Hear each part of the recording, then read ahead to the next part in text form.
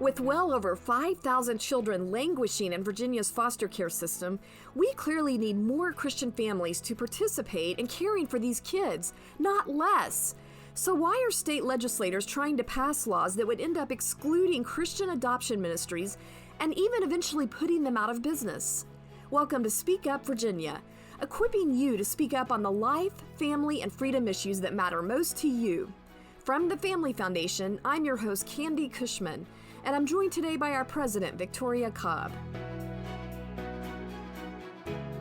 Well, Victoria, we recently had one of the best snow days we've had in a couple of years, right? Yeah, we got several inches and it came in on a Sunday, so we had that day to play, and then you couldn't get to school the next day, so the kids had another great snow day. And honestly, it's just a lot of fun. It's fun for them. We went sledding, and as an adult, we have pros and cons to this, right? So I think about my entire front hall full of wet mittens and snow boots and all of that. But for kids, it's a lot of fun. And in fact, my daughter, her favorite thing is making snow ice cream, which I think is actually kind of a gross concept, but I'm glad it makes her happy. Yeah, not the most pure form of drinking water.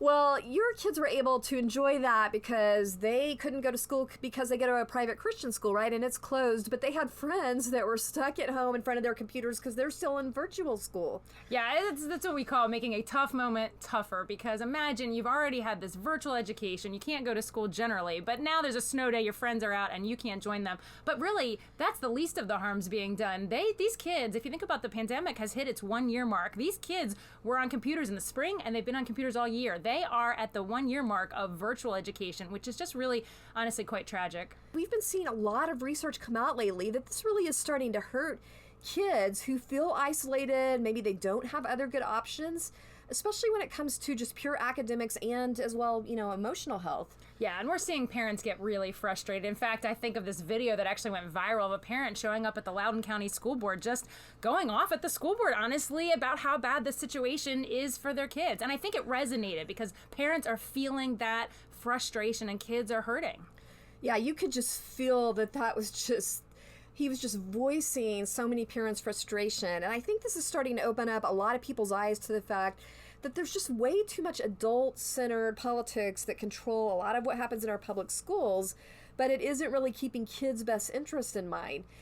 So when push comes to shove, parents like this dad, they just feel helpless.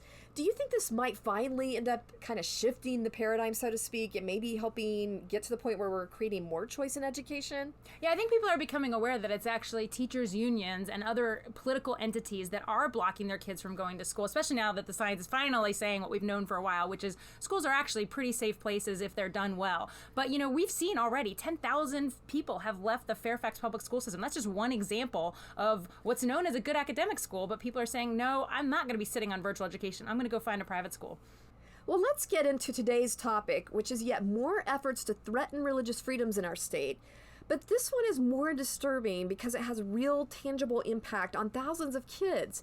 Victoria, tell us what's happening right now in the General Assembly as far as it concerns Christian adoption agencies. Well, as you pointed out earlier, we have some 5,400 kids right now in Virginia's foster care system. And of those, more than 700 are ready for adoption right now. So the reality is we need as many organizations as possible serving those kids, not fewer. That's why the Family Foundation actually helped develop this law in the first place, was to make sure these adoption agencies continue the great work that they're doing. Now we've got this liberal leadership that has taken over Virginia, and we're seeing repeated attacks on these organizations and their religious freedom protections. For instance, last year they went after this, and thankfully were able to defeat the bill. But this year, they're back trying to defeat it again. Wow, why are they so focused on trying to target Christian, faith-based adoption agencies specifically, especially when so many kids' placements are at stake? Well, that's just the thing. It just shows that there's just not tolerance for those who don't comply with the LGBT political agenda. If you're not on board, you're out, and they want to make that crystal clear. And it's just this idea of mandatory full embracement of same-sex marriage, and the idea that, a mom and a dad for a kid needs to be discarded in our society, which is just tragic. Well, let's talk for a second about the key role that Christian ministries and agencies play in adoption and foster care in Virginia. Help us understand that. Well, we got to start where the Bible starts, which is that the church is called to care for widows and orphans. It's the church's call. And the church actually is who started adoption in our country. It is actually Christians who said this was a need and got it going. And so they play a pivotal role in now having all these Christian agencies doing placement, working with foster care folks, and just there's so many success stories in this public-private partnership that now exists. And that's a large part because of their faith is driving a service-oriented, dedicated service to these families. And in fact, we have to look at these Christian organizations, many of them, and realize that several of them are specializing on some of the hardest placements, some of the kids that are most difficult to find forever homes for. Wow, that is well said, Victoria. And yet, under this bill that is moving through the legislature right now, those faith-based agencies that you're talking about that have that outstanding partnership, they could actually lose their licenses, right? Yes, there's a long history of going after these, and it was regulatory at first, and now we're trying to repeal the law. And here's the thing. It's not just their funding, it's their actual licenses, as you point out. It is both. And basically what we're finding is that this partnership could no longer exist if they repeal this law and go after them. Unlike other faith-based entities that do business in other areas, this has to be a public-private partnership. This isn't something where Catholic Charities or another organization like that could just go and do this in the private space. You're basically saying we're going to shutter the doors of these Christian ministries so that they can no longer be a part of that simply because they believe that a child needs a mom and a dad in their home. More than this, many parents want to go through an organization like this when they're considering adding someone into their family. They might view it, for example, I've heard people say it sort of feels like we don't want to be unequally yoked. Now that's people think of that verse in a lot of different ways, but what they're saying is this is a really important decision that we're going through, and we want to do it with somebody that aligns with our heart and understands our values. I think those are such key points that you really can't accomplish this without some kind of partnership with government social services. So to act like they can is just disingenuous. And then your point that families need places that respect their values. So those are excellent points. Thanks for tuning in if you're just now joining us for Speak Up Virginia, brought to you by the Family Foundation. For more information about us or the topics we're addressing, you can visit familyfoundation.org. That's familyfoundation.org.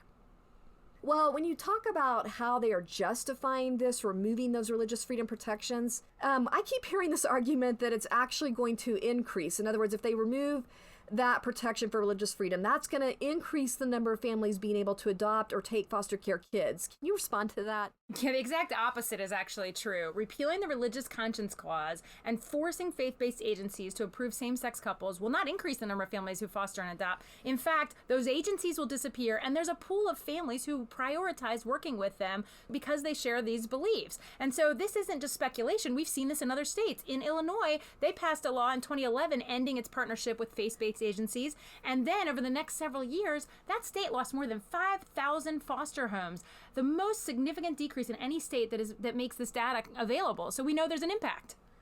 Yeah, that's very revealing, because I also keep hearing the chief sponsors of this bill saying things like this repeal is going to impact less than 100 families and hardly any agencies. What is your response to that? Yeah, it's so misleading. That's why those stats that we hear from other states are so important. But also, just look at our actual field in Virginia. About 50% of all the agencies that are out there are actually faith-based agencies. But they do touch about 60% of the adoption and foster work that's done. That's the kind of a historic number, but the bottom line is they're involved in a lot of our adoptions. So if they disappear, guess what? A lot fewer people are served.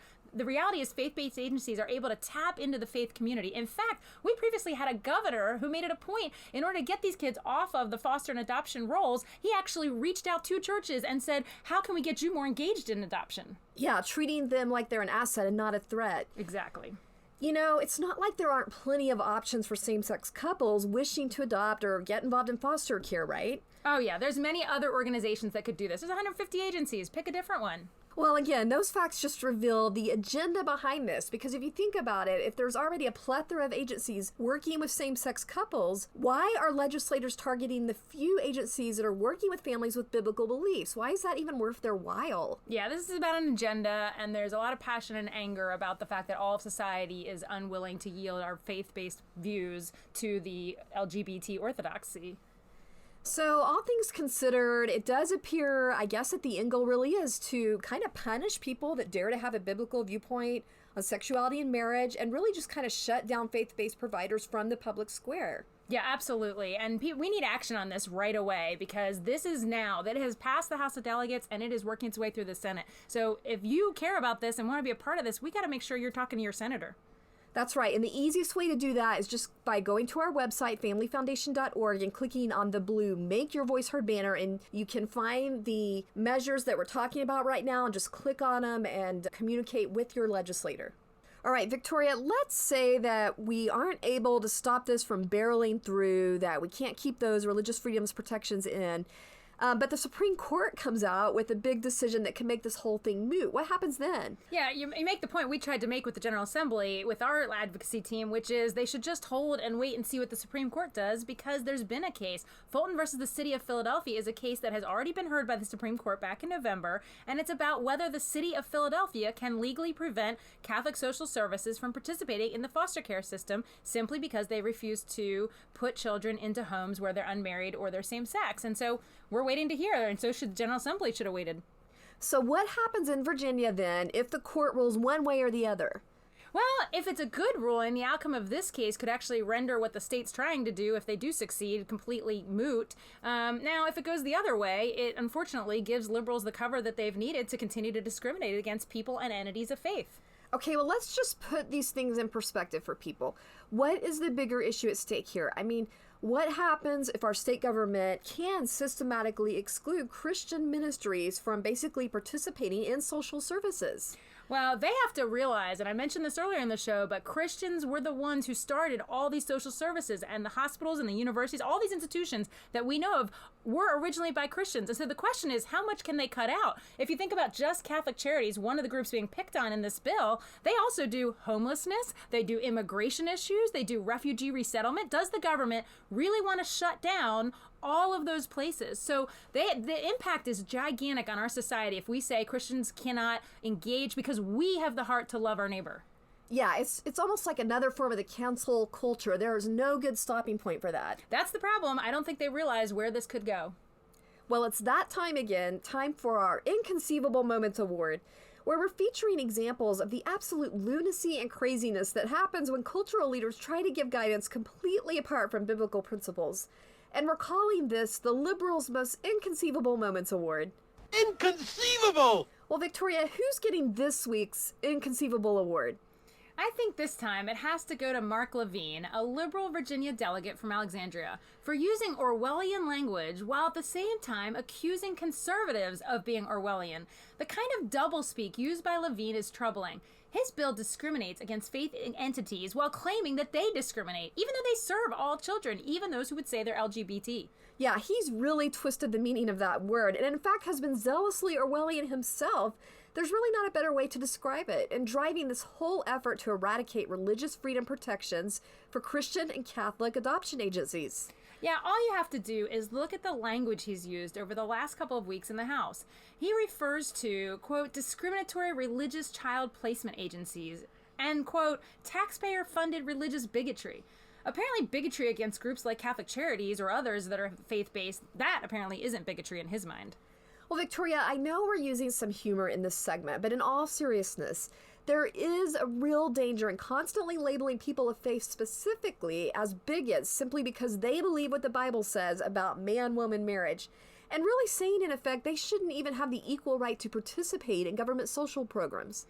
Yeah, there is the real danger in stereotyping people of faith and excluding them from the public square, especially from offering services that help other people. It is the same faith that drives their commitment to marriage and what God designed as their faith that drives them to serve others.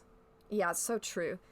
Well, it's time to wrap up and just remind everyone, after we've done a few of these Inconceivable Awards, we're going to put them in a top 50 list that you can download. So if you want to participate in this process, be sure to send in your nominations to speakupradio@familyfoundation.org. That's speakupradio@familyfoundation.org. Thanks for joining us for this week's Speak Up Virginia, brought to you by the Family Foundation.